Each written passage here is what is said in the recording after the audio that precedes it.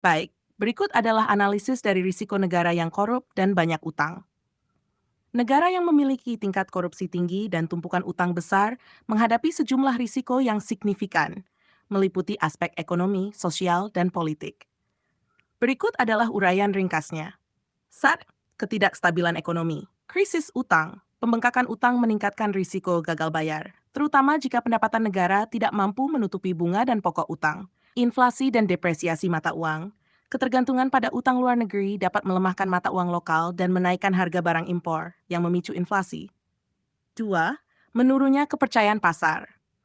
Investor cenderung menghindari negara dengan tingkat korupsi tinggi karena risiko bisnis yang lebih besar. Ini menurunkan investasi asing langsung (FDI) dan memperlambat pertumbuhan ekonomi. 3. Korupsi membebani ekonomi. Alokasi anggaran yang tidak efisien akibat korupsi menyulitkan pembiayaan proyek penting seperti infrastruktur, pendidikan, dan kesehatan. Ini menghambat pembangunan jangka panjang. 4. Kehilangan kredibilitas internasional. Peringkat kredit negara bisa turun, menyebabkan biaya pinjaman baru meningkat.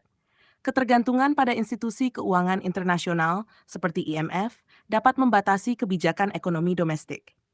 5. Kesulitan sosial dan politik. Kemiskinan meluas. Dana yang seharusnya untuk rakyat sering diselewengkan. Korupsi memperburuk ketimpangan pendapatan dan menciptakan kemarahan publik. Instabilitas politik. Protes atau gejolak politik bisa muncul sebagai respons terhadap ketidakpuasan masyarakat atas korupsi dan pengelolaan utang yang buruk. 6. Dampak pada generasi mendatang. Beban utang yang besar diwariskan ke generasi mendatang, membatasi ruang fiskal mereka untuk mendanai kebutuhan pembangunan baru. Risiko-risiko ini seringkali bersifat saling terkait, menciptakan lingkaran setan yang sulit dipecahkan. Pembaruan institusional dan penegakan hukum yang tegas menjadi langkah utama dalam meminimalkan dampak buruk dari kondisi seperti ini.